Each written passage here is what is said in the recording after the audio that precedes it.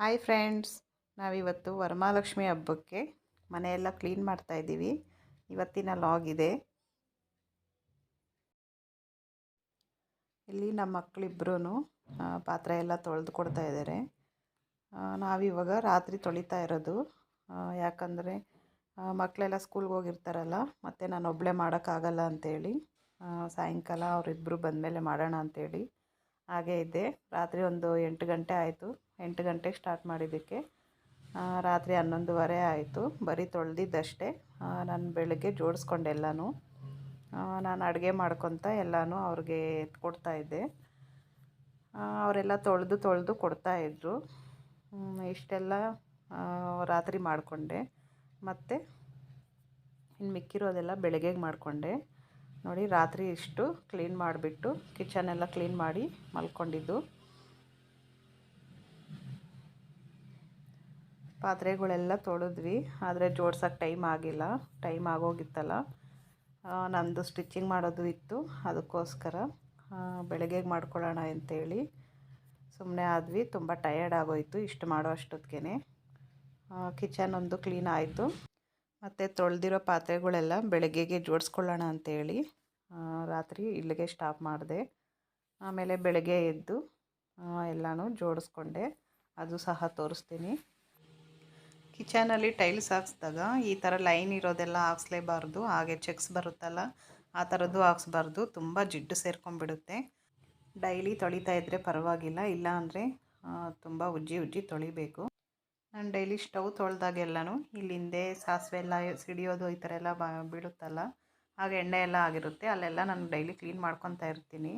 ಆದರೆ ಕಿಚನಲ್ಲಿರೋ ಟೈಲ್ಸ್ ಎಲ್ಲನೂ ತೊಳೆಯೋಕ್ಕಾಗಲ್ಲ.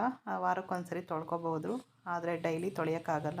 ಸ್ಟವ್ವಿಂದ ಏನು ಬರುತ್ತೆ ಅದು ಸ್ಟವ್ ತೊಳೆದಾಗೆಲ್ಲನೂ ಕ್ಲೀನ್ ಮಾಡ್ಕೋಬೋದು.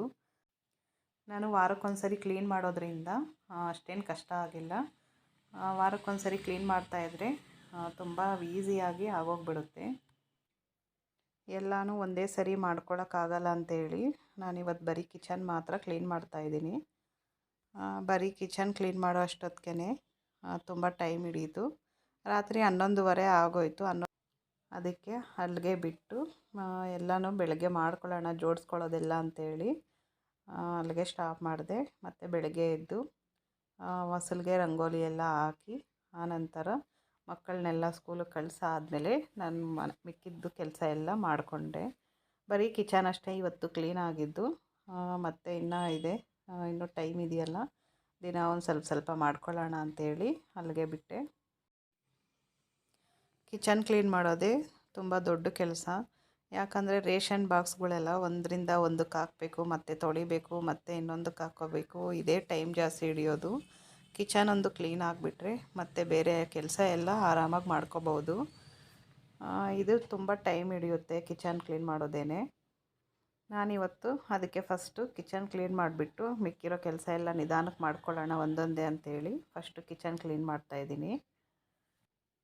ಹಾಗೆ ಎಲ್ಲ ಪಾತ್ರೆಗಳು ತೊಳ್ಕೊಬೋದು, ಆದರೆ ಜೋಡಿಸೋದು ಇದೆಯಲ್ಲ, ಜೋಡಿಸೋದೇ ತುಂಬ ಟೈಮ್ ಹಿಡಿಯೋದು. ಪಾತ್ರೆ ತೊಳೆಯೋದೇ ಆದರೆ ಬೇಗ ಆಗುತ್ತೆ. ನಾವು ರೇಷನ್ನೆಲ್ಲ ಒಂದರಿಂದ ಒಂದಕ್ಕೆ ಹಾಕಿ ಮತ್ತು ಯಾವ್ಯಾವ ಜಾಗದಲ್ಲಿ ಏನೇನು ಇಟ್ಟಿದ್ವಿ ಮತ್ತು ಅದೇ ಜಾಗಕ್ಕೆ ಸೇರಿಸ್ಬೇಕಲ್ಲ, ಹಾಗಾಗಿ ಕಿಚನ್ ಕ್ಲೀನ್ ಮಾಡೋದು ತುಂಬಾ ಟೈಮ್ ಹಿಡಿಯುತ್ತೆ. ಅದಕ್ಕೆ ನಾನು ಮೊದಲು ಕಿಚನ್ ಕ್ಲೀನ್ ಮಾಡಿಬಿಡ್ತಾಯಿದ್ದೀನಿ. ಕಿಚನ್ ಒಂದು ಕ್ಲೀನ್ ಆಗಿಬಿಟ್ರೆ ಮತ್ತು ಎಲ್ಲ ಕೆಲಸನೂ ಆರಾಮಾಗಿ ಮಾಡ್ಕೋಬೋದು.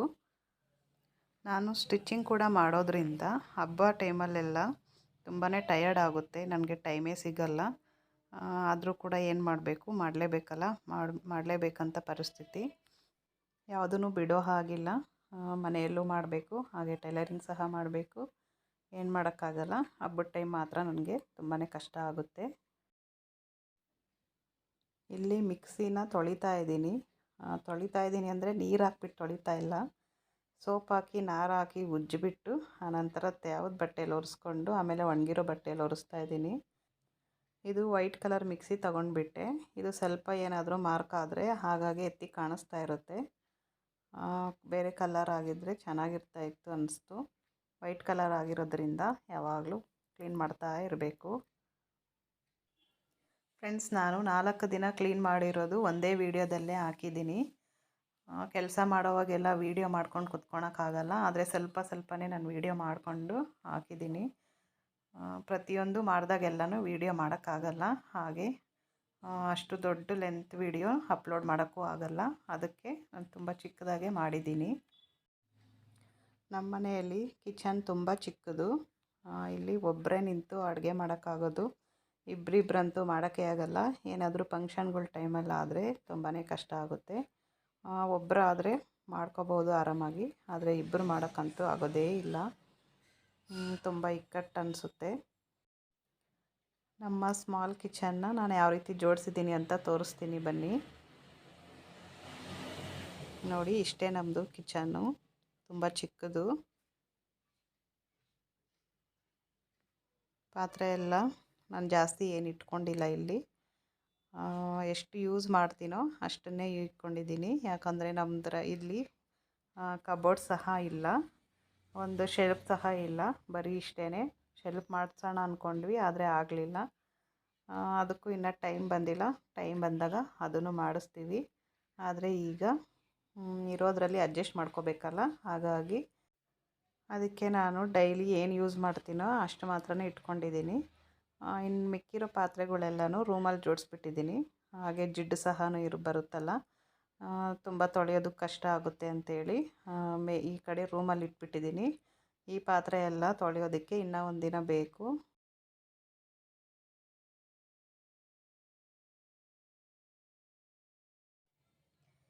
ಈಗ ಫ್ರಿಡ್ಜ್ ಕೂಡ ಕ್ಲೀನಿಂಗ್ ಆಯಿತು. ಇದು ಮಾರನೇ ದಿನ ಮಾಡಿದ್ದು. ಫ್ರಿಡ್ಜಲ್ಲಿ ತರಕಾರಿ ಎಲ್ಲ ಇಟ್ಟಾಗ ಒಂದು ಕವರಲ್ಲಿ ಹಾಕಿ ಇಟ್ಟರೆ ತುಂಬ ದಿನ ಇರುತ್ತೆ. ಹಾಗೆ ಸೊಪ್ಪು ಮತ್ತು ಕೊತ್ತಂಬರಿ, ಪುದೀನ ಎಲ್ಲ ಇಡ್ತೀವಲ್ಲ, ಅದನ್ನು ಬಿಡಿಸಿ ಆಮೇಲೆ ಕವರಲ್ಲಿ ಹಾಕಿ ಇಟ್ಟರೆ ತುಂಬ ದಿನ ಬರುತ್ತೆ. ಹಾಗೆ ಇಟ್ಟರೆ ಬೇಗ ನೀರು ಆದಂಗೆ ಆಗಿಬಿಡುತ್ತೆ, ಕೆಟ್ಟೋಗುತ್ತೆ. ಅದಕ್ಕೆ ಕವರಲ್ಲಿ ಹಾಕಿಡಬೇಕು. ನಾನಿಲ್ಲಿ ಗೋಮೂತ್ರ ಇಟ್ಟಿದ್ದೀನಿ. ಗೋಮೂತ್ರ ಫ್ರಿಡ್ಜಲ್ಲಿ ಇಟ್ಟರೆ ತುಂಬ ದಿನ ಬರುತ್ತೆ. ಹಾಗೆ ನೈಲ್ ಪಾಲಿಶ್ ಸಹ ಇಟ್ಟಿದ್ದೀನಿ. ನೈಲ್ ಪಾಲಿಶು ಬೇಗ ಗಟ್ಟಿಯಾಗಲ್ಲ ಅಂಥೇಳಿ ನೈಲ್ ಪಾಲಿಶ್ ಸಹ ಫ್ರಿಜ್ಜಲ್ಲೇ ಇಟ್ಟಿದ್ದೀನಿ. ಹಾಗೆ ಇಲ್ಲಿ ಮೇಲೆ ಫ್ರೀಝರ್ ಇರುತ್ತಲ್ಲ, ಅದರಲ್ಲಿ ನಾನು ಕಾಳುಗಳೆಲ್ಲ ಇಟ್ಟಿದ್ದೀನಿ. ಹುಳ್ಳಿಕಾಳು, ಅಲಸಂದೆ ಕಾಳು, ಹೆಸರು ಕಾಳು, ಈ ಥರ ಎಲ್ಲ ಕಾಳುಗಳಲ್ಲಿ ಬೇಗ ಹುಳ ಆಗುತ್ತಲ್ಲ. ಈ ಥರ ಫ್ರಿಜ್ಜಲ್ಲಿ ಇಕ್ಕಿದ್ರೆ ಎಷ್ಟೇ ವರ್ಷಗಳಾದ್ರೂ ಹುಳ ಬೀಳಲ್ಲ. ನಾನು ಹುಳ್ಳಿಕಾಳು ಒಂದು 2 ವರ್ಷದಿಂದ ಇಟ್ಟಿದ್ದೀನಿ, ಏನೂ ಆಗಿಲ್ಲ. ಆಚೆ ಇಟ್ಟರೆ ಒಂದು 2-3 ತಿಂಗಳಿಗೆಲ್ಲನೂ ಹುಳ ಬಿದ್ದುಬಿಡುತ್ತಲ್ಲ, ಅದಕ್ಕೆ ನಾನು ಫ್ರಿಜ್ಜಲ್ಲಿ ಇಟ್ಟಿದ್ದೀನಿ. ಹಾಗೆ ಹುಣಸೆಹಣ್ಣು ಅಷ್ಟೇ ಕೆಳಗಡೆ ಇಟ್ಟಿದ್ದೀನಿ. ಹುಣಸೆಹಣ್ಣು ಸಹ ಕಪ್ಪಗಾಗಲ್ಲ ಬೇಗ, ಅದಕ್ಕೆ ಹುಣಸೆಹಣ್ಣು ಸಹ ಫ್ರಿಜ್ಜಲ್ಲಿ ಇಟ್ಟಿದ್ದೀನಿ. ಇಲ್ಲಿ ನಮ್ಮ ಮಕ್ಕಳಿಬ್ರು ಮಂಚ ಎಲ್ಲ ಬಿಚ್ಚಿ ಮಂಚದ ಕೆಳಗಡೆ ಎಲ್ಲ ಕ್ಲೀನ್ ಮಾಡಿ ಈ ರೂಮೆಲ್ಲ ಇವತ್ತು ಕ್ಲೀನಿಂಗ್ ಮಾಡ್ತಾಯಿದ್ದಾರೆ. ಇದು ಬಂದು ಸಾಟರ್ಡೆ ಮಾಡಿರೋದು, ಹಾಗೆ ಸಂಡೇ ಮಾಡಿರೋದು ತೋರಿಸ್ತೀನಿ. ಆದರೆ ಎಲ್ಲನೂ ಒಂದೇ ದಿನ ಪ್ರತಿಯೊಂದೂ ನಾನು ವೀಡಿಯೋ ತೋರ್ಸೋಕ್ಕಾಗಲ್ಲ, ಹಾಗಾಗಿ ಸ್ವಲ್ಪ ಸ್ವಲ್ಪನೇ ತೋರಿಸಿದ್ದೀನಿ. ಇದು ಸಾಟರ್ಡೆ, ಇದು ಬಂದು ಸಂಡೇ ಮಾಡಿರೋದು. ನೋಡಿ, ಈ ಕಡೆ ರೂಮೆಲ್ಲ ನನ್ನ ಮಗ ಕ್ಲೀನ್ ಮಾಡಿ ಎಲ್ಲ ಜೋಡಿಸ್ತಾ ಇದ್ದಾನೆ. ನನ್ನ ಮಗಳು ಇಲ್ಲಿ ಎಲ್ಲ ಕ್ಲೀನ್ ಮಾಡ್ತಾಯಿದ್ದಾಳೆ. ಹಾಗೆ ನಾನು ಸ್ಕ್ರೀನ್ ಬಟ್ಟೆ ಮತ್ತು ಬ್ರಷ್ಶೀಟ್ಸ್ ಎಲ್ಲ ತೊಳೆದು ಕೊಡ್ತಾಯಿದ್ರೆ ಅವರೆಲ್ಲ ಹಿಂಡಿ ಒಣಗಾಕೋದು ಈ ಥರ ಎಲ್ಲ ಮಾಡ್ತಾಯಿದ್ರು. ಇಲ್ಲಿ ಸ್ಕ್ರೀನ್ಗಳೇನಿದೆ ಅದೆಲ್ಲ ಮಿಷಿನ್ಗೆ ಹಾಕಿದ್ರೆ ಹಾಳಾಗುತ್ತೆ ಅಂತೇಳಿ ಕೈಯಲ್ಲೇ ವಾಶ್ ಮಾಡ್ತಾಯಿದ್ದೆ. ಆದರೂ ಸಹ ಅದೆಲ್ಲ ಕಿತ್ತೋಯ್ತು. ಇದು ತಗೊಂಡು ಒಂದು 8-9 ವರ್ಷ ಆಯಿತು. ಪರವಾಗಿಲ್ಲ, ಚೆನ್ನಾಗಿ ಬಾಳಿಕೆ ಬಂತು. ಆದರೆ ಈಗೀಗ ಎಲ್ಲ ಕಿತ್ತೋಗ್ತಾ ಇದೆ. ಇಷ್ಟೇ ಫ್ರೆಂಡ್ಸ್ ಇವತ್ತಿನ ಲಾಗ್. ಈ ಲಾಗ್ ಇಷ್ಟ ಆಗಿದ್ದರೆ ಲೈಕ್ ಮಾಡಿ, ಶೇರ್ ಮಾಡಿ. Thanks for watching.